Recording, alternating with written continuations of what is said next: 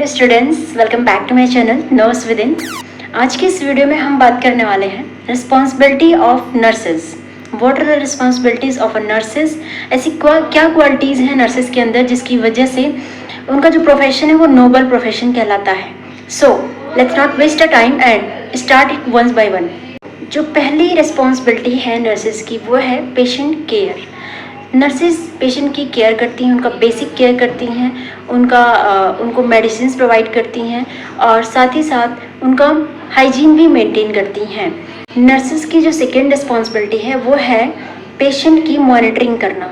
Nurses patient की monitoring करती हैं, उनका बीपी, पल्स, टेम्परेचर, ऑक्सीजन आदि चीज़ें, उनके वाइटल्स चेक करती रहती हैं और पेशेंट को प्रॉपरली ऑब्जर्व करती रहती हैं कि उनकी कंडीशन कब और कैसी हो रही है। थर्ड रिस्पॉन्सिबिलिटी है मेडिसिन एडमिनिस्ट्रेशन।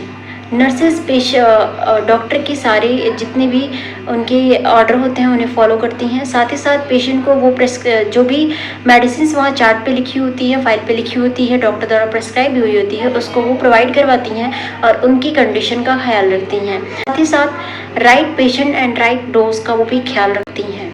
फोर्थ रिस्पॉन्सिबिलिटी है इमरजेंसी हैंडलिंग। इमरजेंसी कंडीशंस में नर्सेस बहुत ही क्विक रिस्पॉन्स देती हैं और साथ ही साथ सीपीआर और जितने भी लाइफ सेविंग प्रोसीजर्स होते हैं उनको टाइम पे परफॉर्म करती हैं।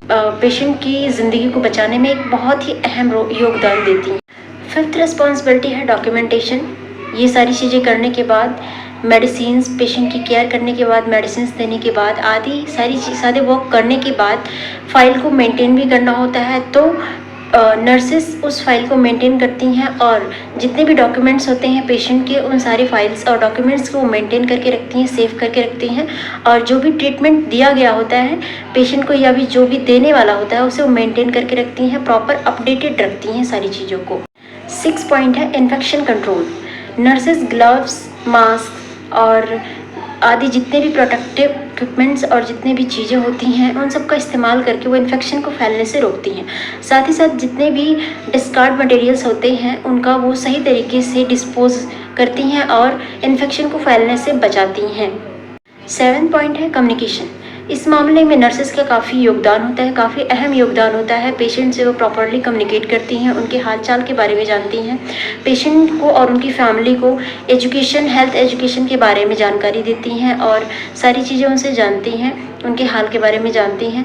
और दूसरी चीज़ें हैं कि वो डॉक्टर से भी प्रॉपरली कम्युनिकेट करती हैं और जो भी चीज़ें उनके बीच बातचीत होती है उस चीज़ को वो मेंटेन करती हैं। सो कम्युनिकेशन के थ्रू नर्सेस पेशेंट और उनकी फैमिली से काफ़ी अच्छा बॉन्ड बनाती हैं और पेशेंट की रिकवरी में काफ़ी अच्छा योगदान देती हैं। नेक्स्ट पॉइंट है एथिकल रिस्पॉन्सिबिलिटी।